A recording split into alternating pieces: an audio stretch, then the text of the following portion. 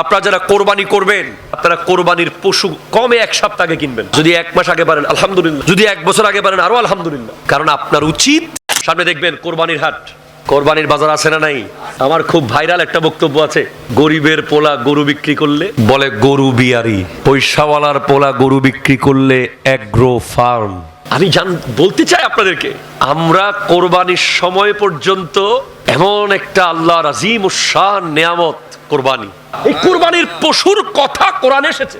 বিসমিল্লাহির রহমানির রহিম, ইয়া আইয়ুহাল্লাযীনা আমানু লা তুহিল্লু শাআইরাল্লাহ ওয়ালা শাহরাল হারামা ওয়ালাল হাদিয়া ওয়ালাল কালাইদা।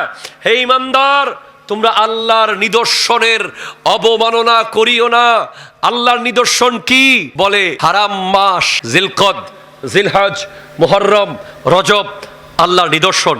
আর কি আছে আল্লাহর নিদর্শন? বলে ওয়ালাল হাদি, কোরবানির পশু হলো আল্লাহর নিদর্শন। বলে শুধু কি কোরবানির পশু আল্লাহর নিদর্শন? বলে না, ওয়ালাল কালাইদা, কোরবানির পশুর গলার মধ্যে যেই রশিটা আছে ওই রশিটাও আল্লাহর নিদর্শন। আমরা দেখতে পাই কত রকম দুই নাম্বারই চলে, মিথ্যা কথা, কত রকম করে ব্যবসা চলে। বলে যে ঘরের গরু, আরে গরুটা তো ঘরেই ছিল, ভারতে থাকলেও ঘরেই তো ছিল, যদি কুষ্টিয়ায় থাকে তাও কোথায় ছিল? ঘরের গরু। আপনারা দেখবেন যে কোরবানির পশু বিক্রি করার সময় একদম ডিরেক্ট মিথ্যা কথা। উনি এনেছেন বিভিন্ন জায়গা থেকে এনেছেন, ঠিক আছে, আপনি বলেন যে আমার আমার আমার গরু আমি এনেছি, বাস ব্যবসার জন্য এনেছি, বলে দেন। না না না, ডিরেক্ট বলতেছে আরে সবুজ ঘাস খাওয়ায়া খাওয়ায়া বড় করছি। কথা কয় না, ঠিক কিনা জোরে বলে না? অত জীবনে গরুটাকে দেখেও নাই কোনোদিন। আচ্ছা না নাই, কথা জোরে বলেন। আর কি কি বলে? ও আচ্ছা, আরেকটা নাকি শিক্ষিত গরু। ওই পুরান ঢাকায় দেখলাম যে একজন রমজান মাসে ছাগল বিক্রি করতেছে, তো সে বলতেছে শিক্ষিত ছাগল। জনগণ জিজ্ঞেস করছে কেমনে? বলে স্কুলে আশেপাশে ঘাস খাইছে। কোথায় ঘাস খাইছে? স্কুলের আশেপাশে। এই আরো অনেক টেকনিক আছে। ধরেন গরুর মধ্যে একটা রোগ আছে, এটাকে লুকিয়ে ফেলেছে, এরপরে ব্যথা পেয়েছে, এটাকে লুকিয়ে ফেলেছে। ধরেন কিনেছে এক দামে, কিন্তু কসম করে বলতেছে আরেক দাম। এরপরে আরেকজন এই মাত্র মুলাইছে, সে হচ্ছে তার ভাই। তখন ঠিক কিনা জোরে বলেন না? জনগণ যখন গরু কিনতে আসছে হাটে, দেখবেন ৩-৪ জন এসে হুরুস্তুর মুলাইতেছে, আরে দিয়ে দেন। কথা বলেন, ঠিক কিনা জোরে বলেন? এক এক থাপ্পড় মারতেছে গরুর পিছনে, মনে হচ্ছে এই মাত্র নিয়ে যাবে, ট্রাক রেডি। এখন ওই বেচারা যে আসলে কিনতে আসছে, সে বিশাল চিন্তায় পড়ে গেছে, কিরে বেড়া কি চলতেছে? বলে না না, মুলাইতেছে বেশি, হবে না। ওই বেচারা তো টেনশন। তো এই ধরনের সিচুয়েশন ক্রিয়েট করে ব্যবসা করা, একটা পরিস্থিতি তৈরি করে ফেলা, একটা সিচুয়েশন তৈরি করে ফেলা, এই ধরনের কেন করতে হবে?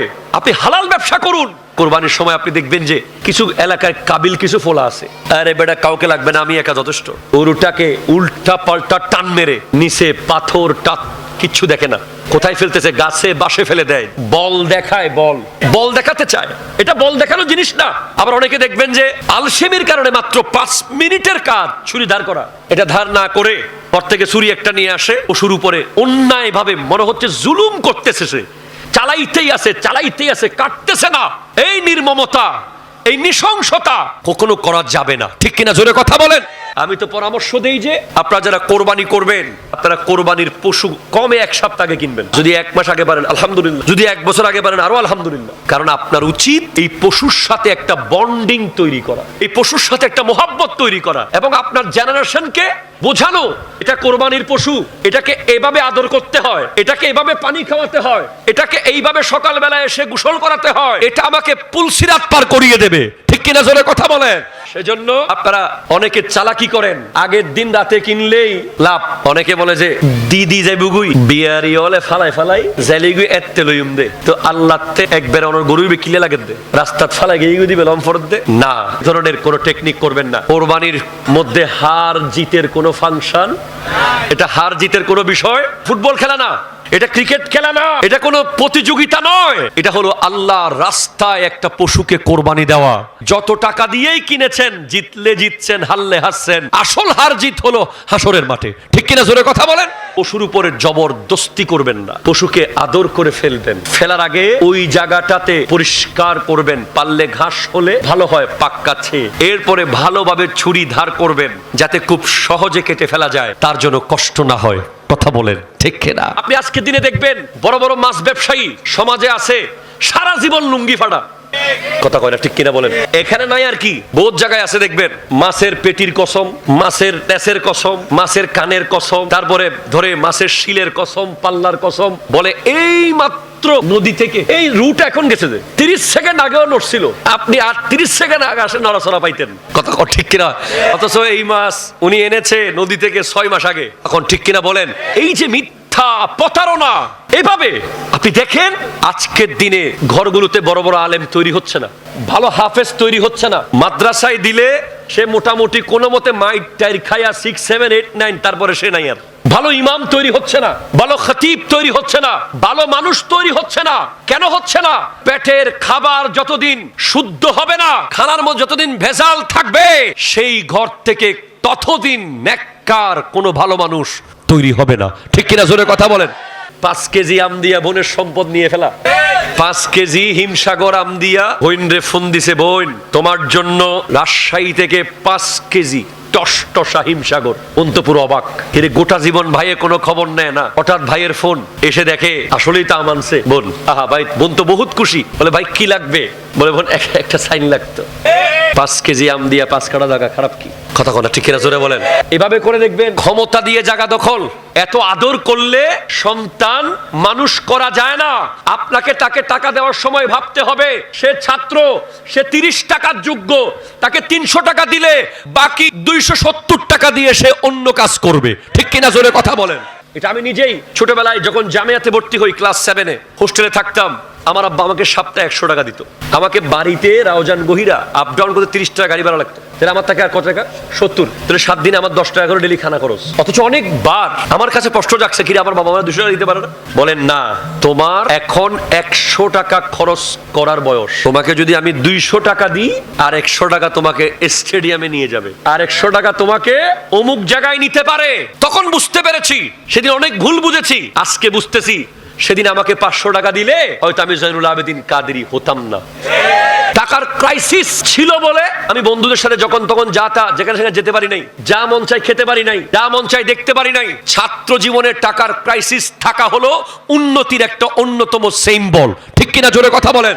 অনেকে আফসোস করে বলে, আমার বাবা গরিব বলে আজকে আমাকে এটা দিতে পারে নাই, ওটা দিতে পারে নাই। আমার বন্ধুর কাছে একটার জায়গায় 5টা ড্রেস, আমার বন্ধুর কাছে 1 জোড়া জুতার জায়গায় 5 জোড়া জুতা, আমার বন্ধুর কাছে একটা মোবাইলের জায়গায় 5টা মোবাইল। আর অনেক গরিবের ছেলেরা আফসোস করে বলে, কাশ আমার যদি হতো। না, যার কাছে স্টুডেন্ট লাইফে 1 জোড়ার জায়গায় 5 জোড়া জুতা, 1 কাপড়ের জায়গায় 5 কাপড়, একটা কলম লাগবে 5টা আছে, তার কাছে কোনো অভাব কখনো ফিল হচ্ছে না, তার বড় হওয়ার স্বপ্নও জাগবে না। আর যার কাছে অভাব আছে সে একদিন অনেক বড় হবে। ঠিক কিনা? জোরে কথা বলেন। এজন্য আমি আপনাদেরকে বলবো, তাকে লিমিটের মধ্যে রাখতে হবে ছোটবেলা থেকেই। তাকে আপনি ছাড় দিবেন, একবার দিয়েছেন। ওই যে আমাদের দেশে বিয়ে বাড়িতে হয়, আজকে ডিজে গুলো কেমনে হয়, আজকে বিয়ে বাড়িতে এই অপসংস্কৃতি করতে এসেছে।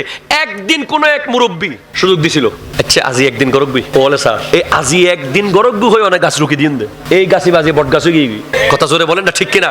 সেজন্য খুব কষ্ট পেয়েছি, আমরা এত বক্তব্য দিয়েছি, মা বাবার ব্যাপারে আমার এত বক্তব্য আছে, অথচ সেই ছেলে যখন মাকে থাপ্পড় মারতেছে, কলিজা ফেটে গেছে। ওয়াল্লাহ যদি আমার ছেলে হতো আমি তাকে জবে করে ফেলতাম সেখানে। যেই ছেলে মায়ের গায়ে হাত তুলে, যেই ছেলে বাবার গায়ে হাত তুলতে পারে, তার আবার ঈমান কি, তার জীবন কি? সে তো জাহান্নামের কীট হয়ে গেছে। ঠিক কিনা? জোরে কথা বলেন। তার কিসের নামাজ, কিসের জীবন? সে একটা কুকুরের চেয়েও খারাপ, সে একটা শূকরের চেয়েও খারাপ, সে পশু হয়ে গেছে। তাকে বুঝাতে হবে, তাকে পারফেক্ট ট্রিটমেন্ট করতে হবে। তাকে জেলখানায় বেঁধে রাখলে ঠিক করা যাবে না, তাকে একজন ভালো বন্ধুর সংস্পর্শে আনতে হবে, ভালো গার্জিয়ানের সংস্পর্শে আনতে হবে, তাকে নিয়ে পার্সোনালি বসতে হবে, আলেম ওলামাদেরকে সাথে নিয়ে তাকে বুঝাতে হবে, তাকে বুঝাতে হবে, 1 দিন 2 দিন বুঝাতে হবে।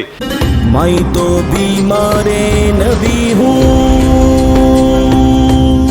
MBN TV একটি ইসলামিক ইউটিউব চ্যানেল।